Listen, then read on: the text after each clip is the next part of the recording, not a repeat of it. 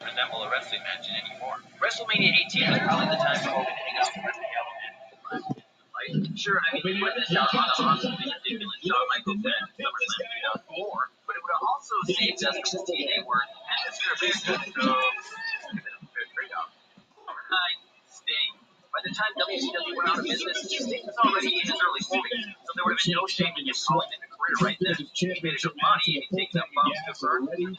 However, he kept the dream alive in TNA. Probably shouldn't have. Year after year, he thought of retiring, and year after year, Dixie Carter personally drove a dump truck full of money and then dropped it off at his house. Near his mid-50s, the time finally caught up to Sting. He was noticeably slower, he began wearing a shirt number of his disease, and most tragically of all, he went through something that a lot of middle-aged men go through. He turned into the Joker. Number 8, Roddy Piper. Piper was the man in the 80s from WrestleMania to They Live. When you have a giant ungodly scar from a hip replacement leaving you barely able to take it off, and they point it out as part of the storyline, it might be time to hang up. That was the tale of Roddy Piper back in 1996, 15 years before his last WWE. Hot Rod was never quite full-time after the 80s, but the thousands of matches he'd already been in had taken their toll. By the time he got to WCW, his matches were sad and entertaining. His once brilliant promos which is kind of weird.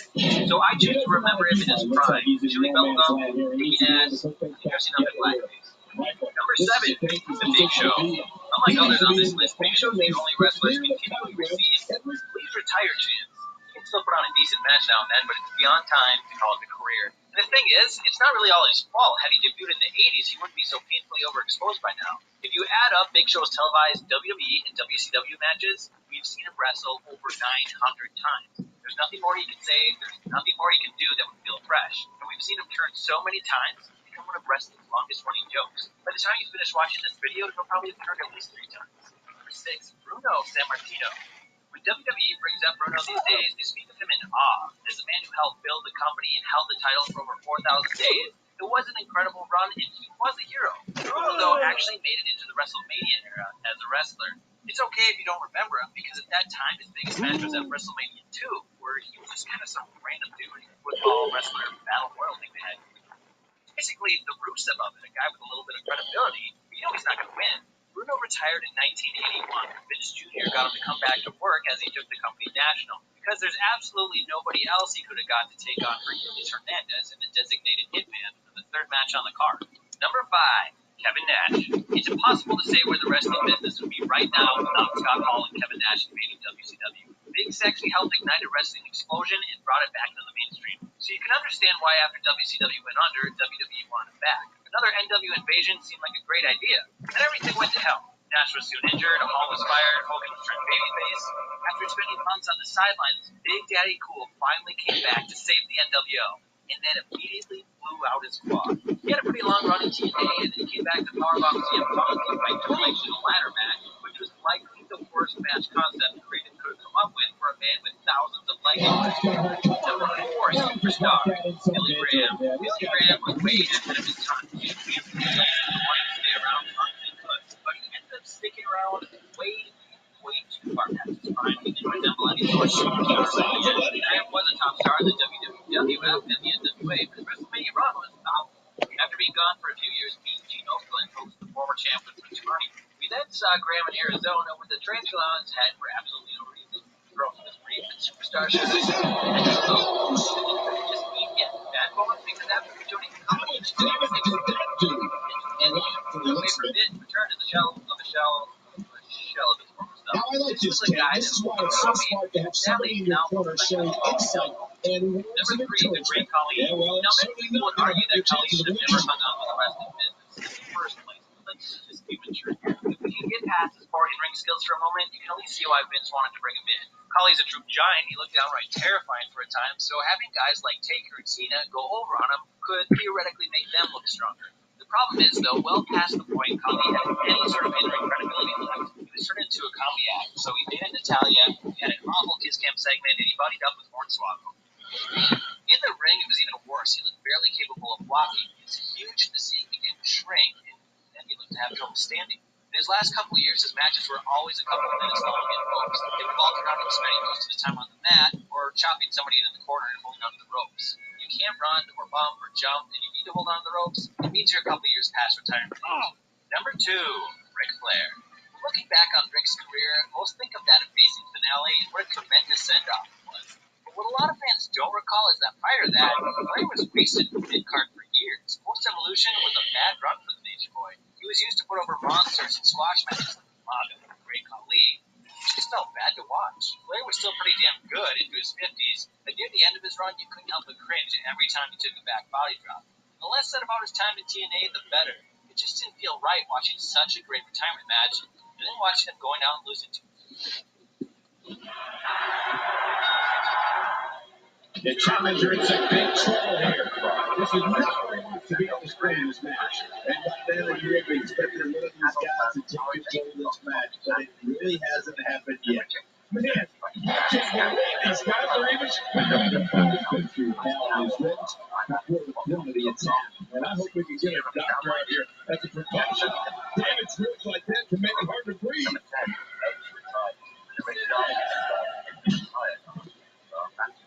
He wants to party outside. And I don't blame him. Nothing good ever happens outside the ring. He can continue in his count to 10.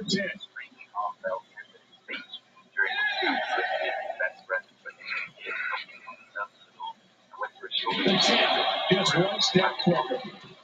Well, that was a wild strike. Tyler missing a target. Yeah, it looked like he was completely out of desperation. He's in full-on attack mode now.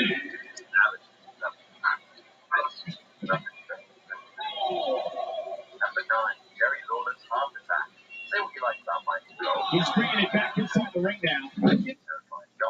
but he handled himself with the class and dignity on September 10th, 2012. That night, Jerry the King Lawler had a heart attack live on air. It was left to Michael Cole to keep the audience at home thinking forward. It's clear from his slightly wavering voice and his difficulty with maintaining eye contact with the camera that King meant and still means a lot to Michael Cole, and maintaining professional composure so we're not worried about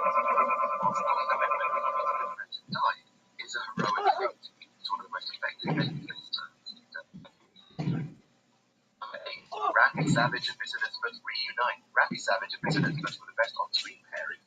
When they got married in SummerSlam Park, but the only WWE wedding to ever not to betray and Savage turned heel, left Elizabeth with a sensational show. Elizabeth was heartbroken, would be reduced to watching on the crowd, sad to see her die fall so far. After Savage lost a retirement match against the Ultimate Warrior at WrestleMania 7, Sherry turned on Savage, literally kicking him while he was down.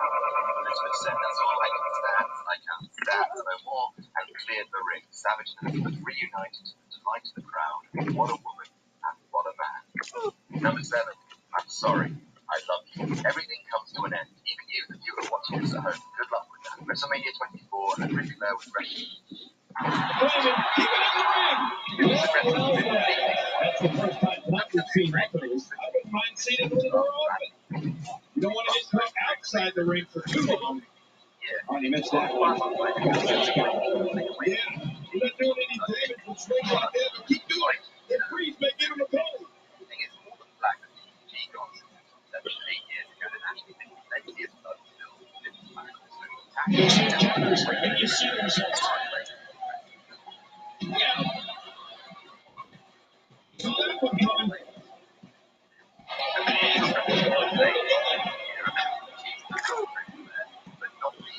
He knows his opponent is completely helpless to resist the submission hold. You can almost start to see infinity now. Yeah, with each match, this gets closer to being over. And he lets him out. Well, he might have been losing some of his grip there anyway. He probably figured it would be better to release the hold now before his opponent could counter. He's delivering an old-fashioned kick right here. Frankie likes to shout that time during an anything goes match, emphasis on the anything goes. He never gets the lead on. Stop the ringside benefits. Cena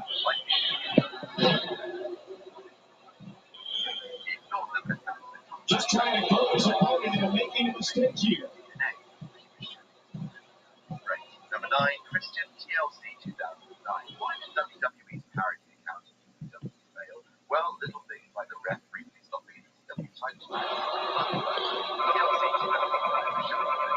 Boy, this is just a pandemonium. No kidding. What a matchup